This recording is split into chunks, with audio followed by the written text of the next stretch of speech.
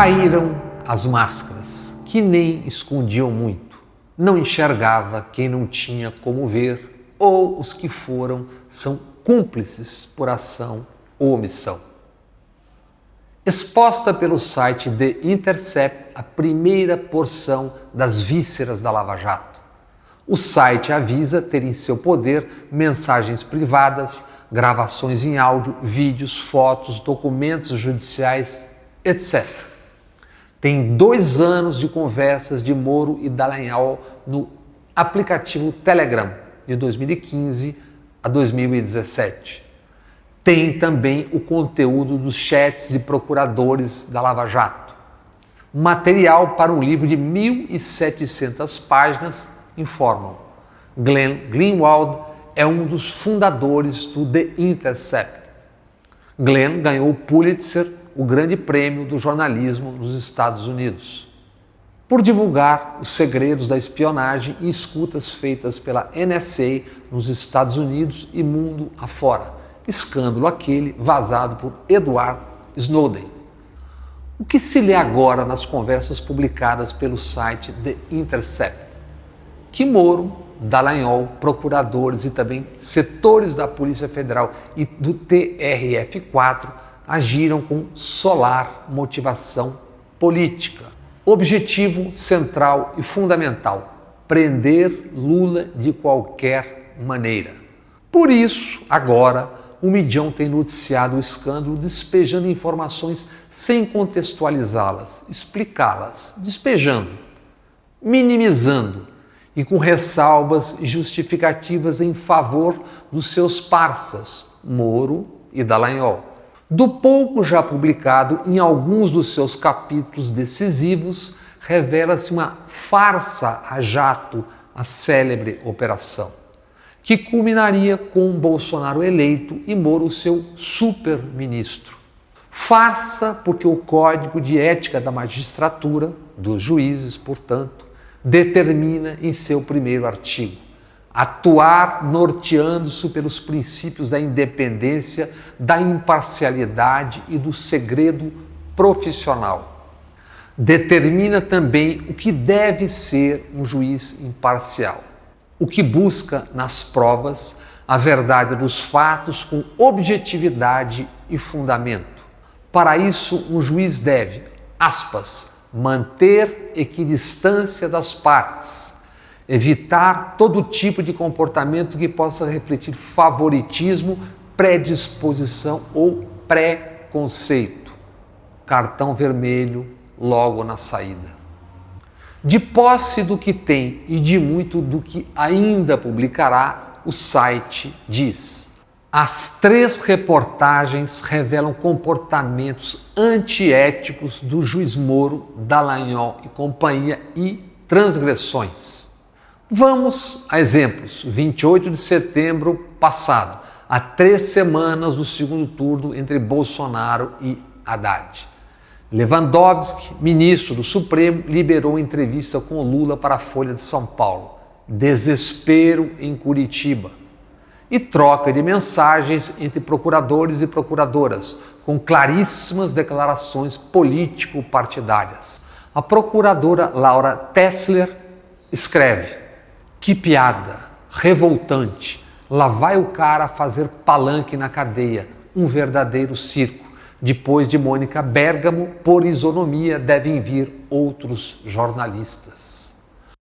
Outra procuradora, Isabel Groba, escreve com muitas exclamações: mafiosos. Laura Tessler escancara o que deixava os procuradores de Curitiba tão preocupados. Diz ela: sei lá, mas uma coletiva antes do segundo turno pode eleger o Haddad. Que crime terrível, né? Eleger o Haddad. Se isso não é o Ministério Público mostrando partidarismo e fazendo política, o que seria? Talvez o diálogo seguinte, entre Dallagnol e uma pessoa identificada como Carol PGR. No lamento pela terrível possibilidade de Lula ser entrevistado, Carol inicia: Deltan, meu amigo, toda a solidariedade do mundo a você nesse episódio. Estamos num trem desgovernado e não sei o que nos espera. Ando muito preocupada com a possível volta do PT, mas tenho rezado muito para Deus iluminar nossa população para que um milagre nos salve. Dallagnol agradece e recomenda: reza sim, precisamos como país. O Brasil foi salvo pelo partido que se autodenomina O Novo, que pediu e foi atendido pelo novíssimo ministro Fux. Não teve entrevista. Cancelada entrevista. Entrevistas só sairiam neste ano, com o bolsonarismo e tudo mais já no comando. Entrevista da Folha de São Paulo e El País, feita com a Polícia Federal em Curitiba, tentando montar uma entrevista coletiva. Enfiaria entrevistadores do jornalismo amigo, para assim impedir Lula de dizer o que tinha e tem a dizer. Não deu certo. Folha e El País fizeram. Lula sempre foi o alvo, desde muito antes. A 5 de novembro de 2012 já era possível afirmar: no Supremo há quem não esconda, Lula é o alvo. Havia e há um outro grande alvo. Esse alvo é Lula.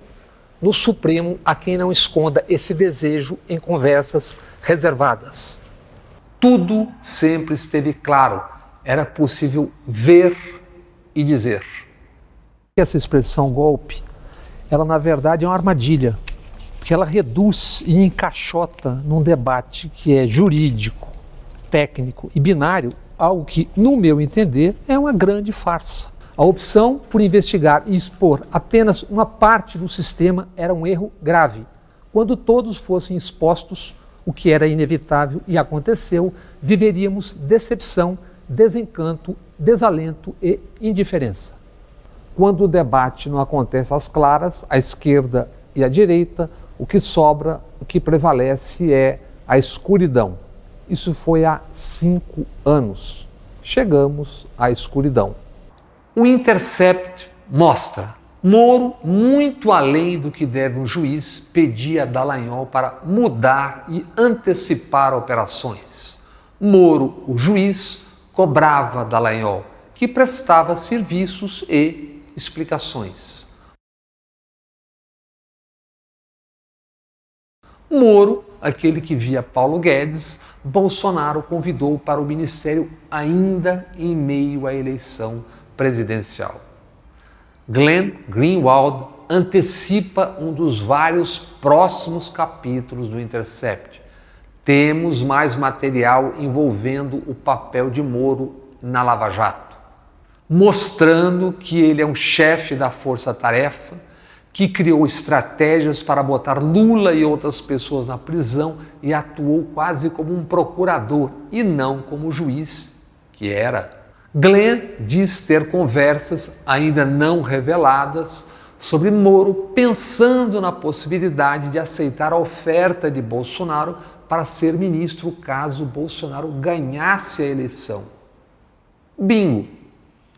The Intercept afirma: o Moro juiz atuou de forma secreta e antiética com os procuradores para ajudar a montar a operação contra Lula. O desembargador Alfredo Atier é presidente da Academia Paulista de Direito. A Maria Carolina Trevisan Atier disse: o caso é extremamente grave. Coloca o sistema judiciário em descrédito no Brasil e no mundo. Não é uma questão moral, mas jurídica.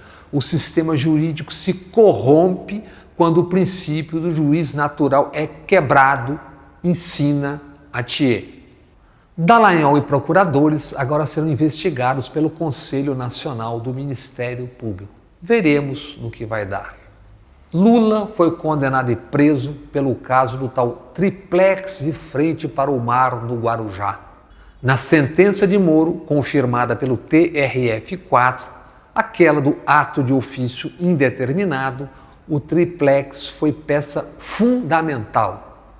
O Intercept revela como matéria de jornal foi central na denúncia que Dallagnol entregaria ao juiz.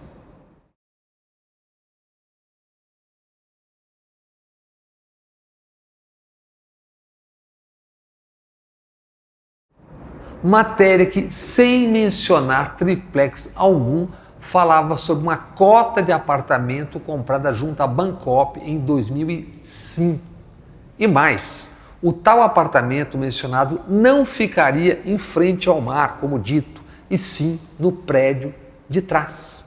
Ministério Público de São Paulo e do Paraná disputavam esse caso. O Paraná forçava a barra para montar uma relação entre o imóvel no Guarujá e a corrupção na Petrobras, e assim ter o Lula em seu poder. O MP de São Paulo escancarou algo que mídias há uma década então sedentas pela cabeça de Lula e PT não fuçaram, fingiram não ver. Deixaram para lá o que estava relatado pelo Ministério Público paulista. Aspas. Em 2009 e 2010 não se falava de escândalo na Petrobras. E em 2005, quando o casal Lula-Marisa começou a pagar pela cota parte do imóvel, não havia qualquer indicação do escândalo do Petrolão. Encerrava, assim, o MP paulista. Não é possível presumir genericamente que tudo tenha partido de corrupção na estatal envolvendo desvios de recursos federais. Há 4 dias daquele seu espetaculoso PowerPoint, o próprio Dallagnol tinha dúvidas sobre a relação entre o caso Petrobras, corrupção e Lula. Na sexta-feira, 9 de setembro de 2016, às 21h36, Dallagnol escreveu: falarão que estamos acusando com base em notícia de jornal e indícios frágeis. Então é o item que é bom que esteja bem amarrado. Fora esse item, até agora tenho receio da ligação entre Petrobras e o enriquecimento. E depois que me falaram, estou com receio da história do apartamento.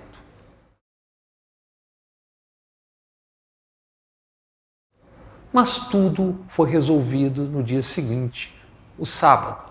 Alguém encontrou uma reportagem do Globo sobre as cotas do apartamento no Guarujá, etc. Reação de Dallagnol diante de tamanha e decisiva prova. Tesão demais essa matéria do Globo 2010. Vou dar um beijo em quem de vocês achou isso. A matéria não mencionava OAS ou Petrobras. Relatava que a falência da cooperativa Bancop, responsável pela obra, poderia fazer o casal Lula perder o imóvel.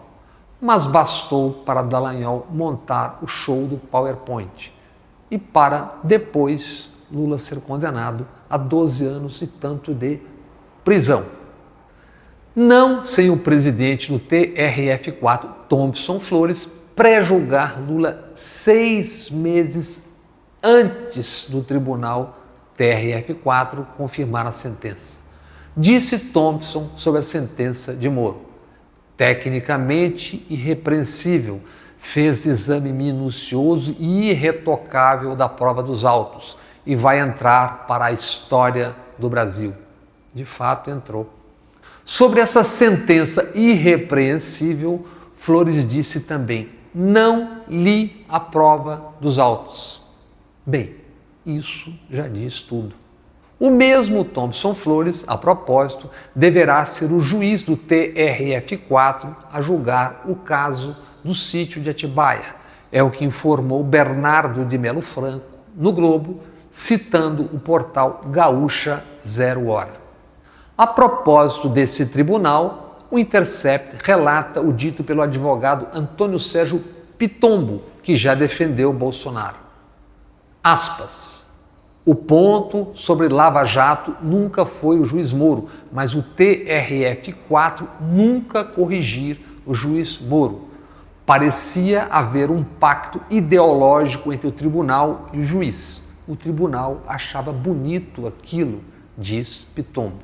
O relator dos processos Lava Jato no TRF4 é João Pedro Gebran Neto, que tem sido citado por suposto convite de Bolsonaro para a futura vaga no Supremo Tribunal. O Intercept afirma: Gebran Neto é amigo pessoal de Moro e, via de regra, se alinhava ao agora ministro em suas sentenças. Resumo dessa ópera político-jurídico-midiática messiânica. O Brasil precisava ser salvo das garras terríveis de Haddad, PT e Lula. Para isso, aquilo vale tudo. Tudo sempre esteve nos computadores e dados das empreiteiras, sobre quem e o que investigar, condenar e prender ou não, ver ou não ver, sempre foi escolha política óbvia da Lava Jato. Sempre foi visível e possível dizer isto. Infelizmente, por não muitos dos que têm o dever de dizer.